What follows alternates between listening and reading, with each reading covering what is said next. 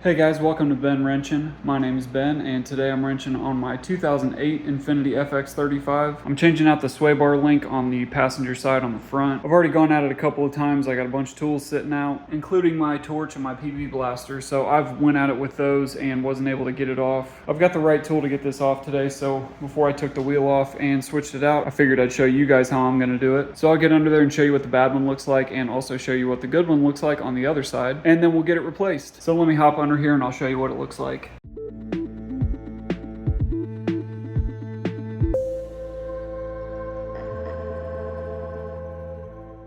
So with the tire off, I can show you kind of the first indication that there's something wrong with the suspension on this car. The inside of the wheel has worn more than the outside of the wheel. You can see that because this tread pattern here is clearer than this one, which is completely rubbed off. So this wheel's got a bit of a slope right here because it's been wearing on this side a lot more. And that results in some road noise, and it sounds a little rough. It almost sounds like a wheel bearing noise.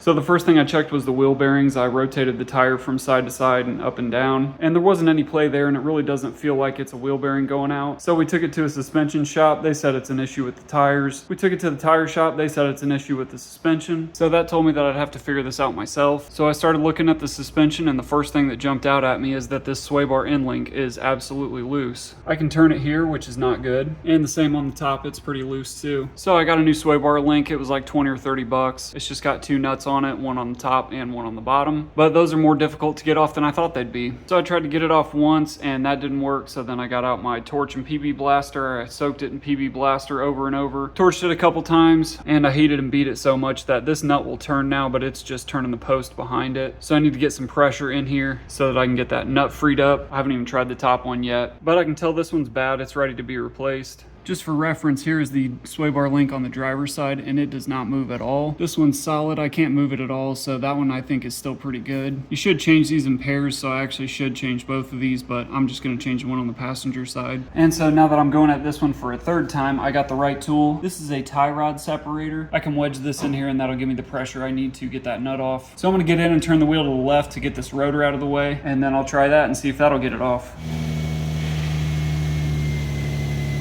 I would suggest being extra careful when you're turning the wheel with the vehicle jacked up like this. If you're going to do it the way I just did it, you can end up shifting the weight of the car, and it's just not a good idea. But that's what I had to do to get this rotor out of the way. So just be careful if you're doing that. So this should be pretty straightforward. I've got a little bit of space created from backing that nut off just a little bit. I've got enough room to get this tie rod separator in there, and at this point I can just hammer it in.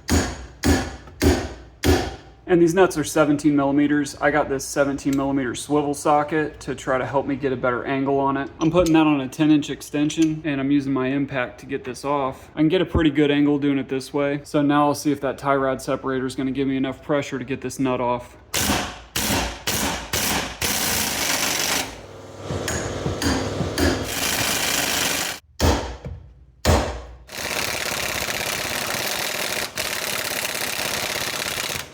And so all that did was separate the sway bar link from the actual joint inside of here. At this point, I just need to get this post out of here. But as you can see, using this just spins that joint. So at this point, I'll just move this sway bar link out of the way. And just in case this works, which I'm absolutely certain it's not going to, I've got vice grips on that ball in the back. And I'm hoping it'll rest on this tie rod end. And of course, that's just slipping in the vice grips. I'll try it one more time since I'm just gonna cut this off anyway. Try to get them a little bit tighter. See if I can get it to clamp on just a little bit tighter than it was. Let's try it one more time because we know it's not gonna work. And would you look at that?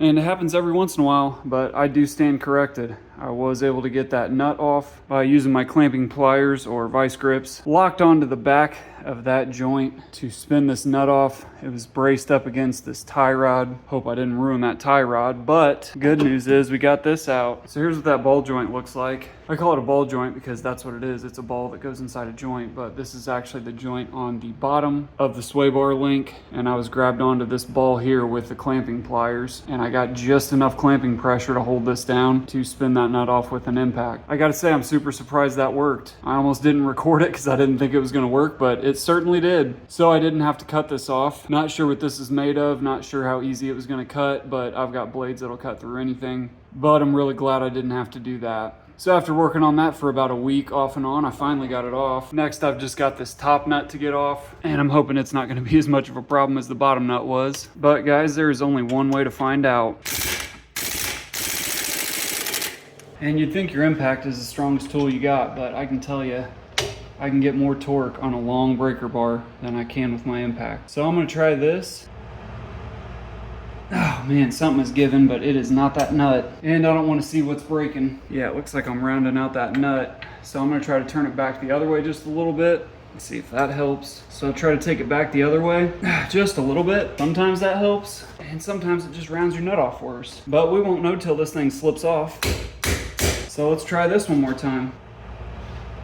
We are turning that nut, so that's good news. I'm gonna hit it with some more PB Blaster. And I'll try to keep taking it back and forth. I'm gonna tighten it again. And it is moving. So that is good news. Loosen it again. Try to get it seated on that nut a little better. Oh! There we go, I think I broke it loose. Yeah, so now at least the nut's turning. I don't know if the joint's turning behind it, but now I'll say a prayer and try the impact and see if this comes out. There we go. So I got it out. The top one was in a lot better shape, and this locking tab was actually holding on to this shaft, which is why I was able to spin the nut off on that one. This bottom one, the locking tab was all mangled up and it was not grabbing onto the shaft like this one was. So that's still on there, which is good. That helps out a lot with removing them. But after spending a couple hours, a few different days, I finally got the whole thing out. It should not have been this hard, but it was. So I'm glad I showed you guys the end to see how I actually finally got it off. So there's the old one. This is the new one. The length matches up well. I don't know whether there's a top side and a bottom side, so I'm gonna have to see if there's a difference between the heads on both of these. I got this one from Rock Auto, and I'm afraid they sent me the wrong brand because I ordered a Mevotech, and this one has a different part number than the Mevotech. So I'll link probably 3 of them in the description. One will be from Amazon, one will be from Rock Auto with the Mevotech that I tried to buy, and the other will be this one in case this is a totally different brand and it ends up working really well. Then I'll have it linked in the description for you guys. At this point, I don't care to return this to Rock Auto. I just want to get it in there so we can drive this car. And both ends look exactly the same. These are not greasable.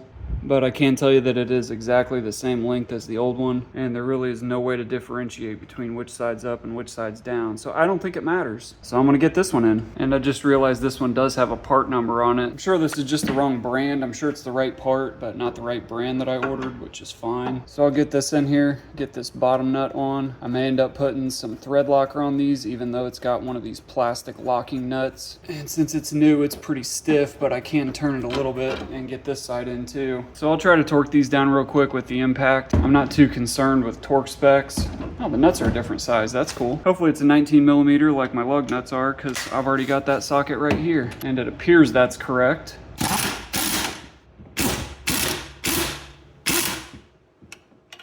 So I gotta look up the torque specs for these, but I'll spin the bottom one on too. And another stroke of good luck to top it all off, I do have a flexible 19 millimeter socket too. It's 3/8 drive, so I gotta use a 1/2 to 3/8 adapter, but I can use this to spin this nut on. And then both of these will get torqued down to 48 foot-pounds. And now I can get this straightened out and get the wheel back on.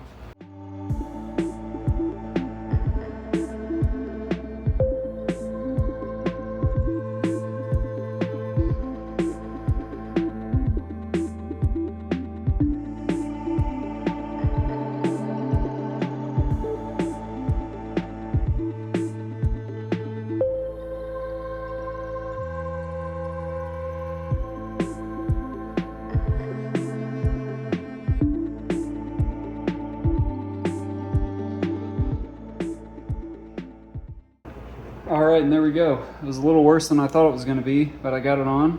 Used quite a few more tools than I thought I would have to. And in looking up the torque spec for the nuts on that sway bar end link, I found out that there are rear end sway bar end links on this car. So I'm gonna have to check those out, make sure they look good too. I didn't know they were back there. But that's it for this one, guys. I'm gonna drive it around and make sure that everything feels good. Hopefully it drives better than it did before. And hopefully that gets rid of the uneven wear on these wheels. So I'll find out, and once I have an update, I will pin a comment on this video. I'll link some of the sway bar end links that I came across and the tools that I used in the description. So as always, thanks guys for watching. I appreciate it, and I will catch you guys in the next video.